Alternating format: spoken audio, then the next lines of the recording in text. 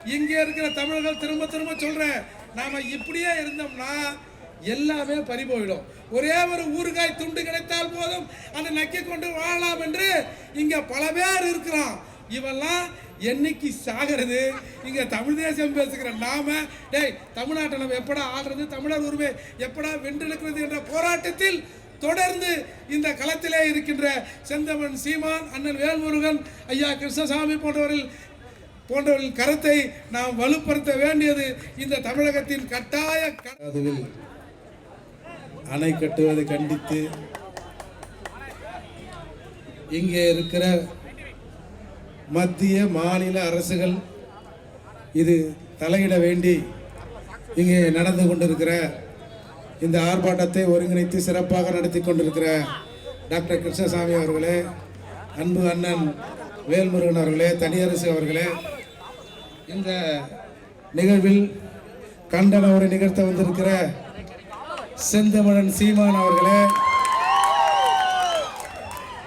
இங்கே கூடியிருக்கிற மற்ற தலைவர்களே, உங்கள் அத்தனை பேருக்கும் பறையர்பரின் சார்பாக பணிவான வணக்கத்தை சொல்லி,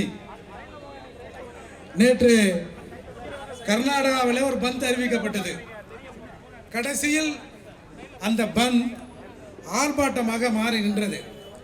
திரும்ப வருகிற 9ஆம் தேதி அங்கே அந்த பந்த் அறிவிப்பதாக சொல்லியிருக்கிறார். இங்கே தமிழக சட்டமன்றத்தில் ஒரு தீர்மானம் நிறைவேற்றப்பட்டது. ஏதோ எல்லாரும் போடுற மாதிரி இன்னைக்கு வந்திருக்கிற விஜய் அவர்கள் ஒரு தீர்மானத்தை போட்டார். அதில் இந்த தண்ணி பற்றி பேசின உதயநிதி ஒரு வரியை சேர்க்க சொல்லி ஒரு தீர்மானத்தை போட்டார்கள். அந்த தீர்மானம் தமிழக சட்டமன்றத்தில் நிறைவேற்றப்பட்ட பிறகு ஒரு 4 நாள் கழித்து ஒசூர்ல இருந்து ஒசூர் வரைக்கும் வந்துட்டான் கன்னடர்கள் வந்து இங்கே ஆர்ப்பாட்டம் செய்தார்கள்.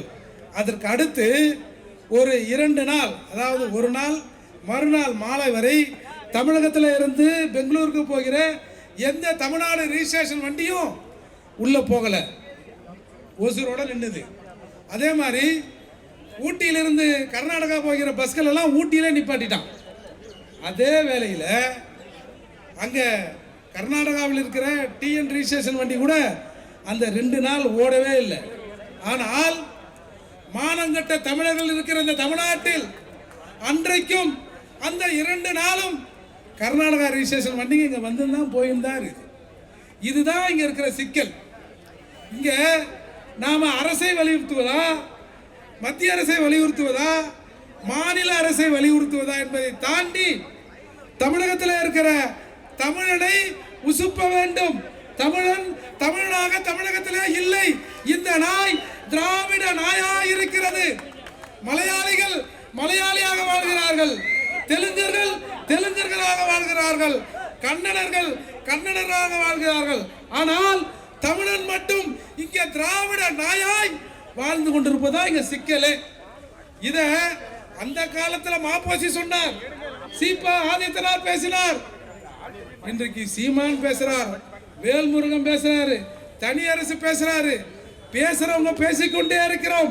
ஆனால் திராவிடத்தின்பால் ஈர்ப்பு கொண்டவன் நினைவிலே பிறந்த தமிழர்கள் தமிழகத்தில் ஏராளமா இருக்கிறான். இங்கே தமிழன் தமிழன் அந்த உணர்வுன்னு பேசினா இவெல்லாம் இனவாதிகள், பிரிவினைவாதிகள், இனவாதத்தை தூண்டுகிறார்கள் என்று இங்கே ஒரு பெரிய பிரச்சாரத்தை பண்றான். அந்த பிரச்சாரத்தை பண்ணுகிற போது இங்க இருக்கிற மாற்று மொழியினர் அல்லது திராவிடத்தால் நக்கி பிழைக்கிற நாய்கள் இந்த அரசியலை கொச்சைப்படுத்தினால் கூட பரவாயில்லை. ஆனால் தமிழனுக்கும் தமிழச்சிக்கும் பிறந்தேர் என்று சொல்லிக்கொண்டு தமிழன் என்ற இனத்தோடு இருக்கிற இந்த தமிழர்களும் அதை ஊக்கப்படுத்துகிற விதமாக இங்கே நடந்து கொண்டிருக்கிறார்கள் என்பதுதான் இங்கே கேவலம். ஒரு தமிழ்நாட்டில் தமிழர்கள் பெரும்பான்மையாக இருக்கக்கூடிய இந்த தேசத்தில் தமிழ் தேசிய அரசியலை தமிழன் கிட்ட பேச வேண்டிய துர்பாக்கிய நிலைக்கு இங்கே இருக்கிற தமிழர்கள் ஆளாக்கப்பட்டிருக்கோம். இப்போ கர்நாடகாவில் எவனாவது கர்நாடக மக்களின் இல்லை கர்நாடக மாநிலத்தின் அந்த உரிமையை பாதுகாக்க வேண்டும் என்று எந்த கட்சியாவது அறைகூவல் விடுக்குதா? அங்கே அது தேசிய கட்சியாக இருந்தாலும் சரி, மாநில கட்சியாக இருந்தாலும் சரி, இல்லை அங்கே இருக்கிற அமைப்புகளாக இருந்தாலும் சரி, எல்லாரும் தமிழகத்தின் எதிராக கன்னடர்களுக்கு ஆதரவாக இருக்கிறோம்னா எல்லாரும் அங்கே வந்து சேர்றான். திருகோணமலை வரலாறு உங்களுக்கு தெரியும். திருகோணமலையில மேதக பிரபாகர் அவர்கள் வீட்டுக்கு ஒருவரை அனுப்புங்கள், போராட வேண்டும், சண்டை போட வேண்டும் என்று கேட்டபோது திருகோணமலையில் இருக்கிற ஒரு பெரும்பான்மையானவர்கள் பணத்தை கொடுக்கிறோம், நீங்கள் போராடுங்கள் என்று சொன்னார்கள். அப்போது திருகோணமலை எங்கள் கோட்டை, கொடுப்போம் எவர் கைக்கும் அதை என்று பிரபாகரன் அவர்கள் அந்த சிங்கள படைகள் திருகோணமலையை தாக்கிய போது விடுதலை புலிகள் அந்த எதிர்த்தாக்கல் இனத்தாமல் பின்வாங்கிக் கொண்டு அடிபரட்டும் இவன் அப்பொழுதுதான் திருந்துவான் என்று ஒரு யுக்தியை கையாண்டார். அதே போல தமிழகத்தில் இருக்கிற தமிழர்கள்லாம் இது பத்தாது, இன்னமும் தமிழனுக்கு நெருக்கடி வர வேண்டும். இவன் குடிப்பதற்கல்ல, இவன் கழுவுவதற்கு கூட தண்ணியே இல்லை. தமிழன் ஒருத்தன் தமிழ்நாட்டு எல்லையை தாண்டி போனா என்றைக்கு அடிபடுகிறானோ மிதிபடுகிறானோ அன்றைக்குத்தான் தமிழருக்கு உண்டான அறிவு வரும். எனவே இங்க இருக்கிற அரசியல் கட்சிகள் முதல்ல தமிழனுக்கான கட்சிகள் என்பதை புரிந்து கொண்டு தமிழர் பிரச்சனையில் ஓரணியில் திரள வேண்டும். இன்றைக்கு கூடியிருக்கிற இந்த கூட்டம் நிச்சயமாக மத்திய அரசையும் கர்நாடக அரசையும் இங்கே தமிழகத்திலே ஆண்டு கொண்டிருக்கிற ஒரு ரீல்ஸ் அரசையும் இவர்கள் நிச்சயமாக வலியுறுத்துவோம், வழிக்கு வர வைப்போம் என்று கூறி முடிக்கிறேன். எனவே இங்கே இருக்கிற தமிழர்கள் திரும்ப திரும்ப சொல்றேன், நாம இப்படியே இருந்தோம்னா எல்லாமே பறிபோயிடும். ஒரே ஒரு ஊறுகாய் துண்டு கிடைத்தால் போதும், அதை நக்கி கொண்டு வாழலாம் என்று இங்க பல பேர் இருக்கிறான். இவெல்லாம் என்னைக்கு சாகிறது? இங்க தமிழ் தேசம் பேசுகிற நாம டேய் தமிழ்நாட்டை நம்ம எப்படா ஆடுறது, தமிழர் உரிமை எப்படா வென்றெடுக்கிறது என்ற போராட்டத்தில் தொடர்ந்து இந்த களத்திலே இருக்கின்ற செந்தமன் சீமான், அண்ணன் வேல்முருகன், ஐயா கிருஷ்ணசாமி போன்றவர்கள் கருத்தை நாம் வலுப்படுத்த வேண்டியது இந்த தமிழகத்தின் கட்டாய கடமை. இன்றைக்கு கூப்பிடுகிறோம், போராட வாருங்கள் என்று. நாளைக்கு தமிழகத்திலே இருந்தே தமிழன் விரட்டி அடிக்கப்படுவான். ஒரே ஒன்று சொல்லி முடிக்கிறேன்.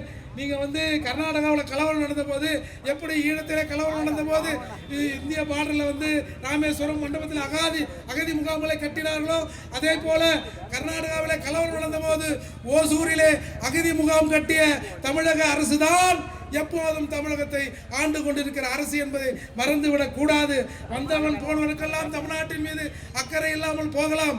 ஆனால் இந்த மண் நமது, இந்த மொழி நமது, இந்த நாட்டில் ஆக்கப்பட்டவை எல்லாம் தமிழருக்கே சொந்தம் என்று நினைக்கிற ஒரு பெரும் கூட்டம் என்னைக்கு தமிழகத்தில் உருவாகுதோ அன்றைக்கு அண்ணெல்லாம் தேவையில்லை, செந்தமன் சீமான்லாம் தேவையில்லை. ஆனால் நீங்கள் போற போக்கை பார்த்தா இன்னும் 1000 சீமான்கள் தமிழகத்துக்கு தேவையோ என்ற நினைப்பு இங்க வந்திருக்கிறது.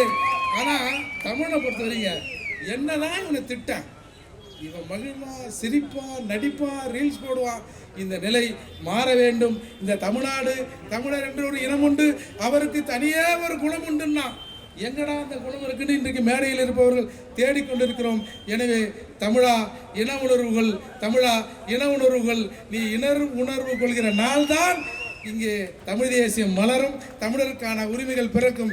எனவே நாம் தமிழராக ஒன்றிணைவோம், தமிழர் உணர்வோடு நாம் ஒருங்கிணைந்து நிற்போம் என்று கூறி முடிக்கிறேன். நன்றி, வணக்கம்.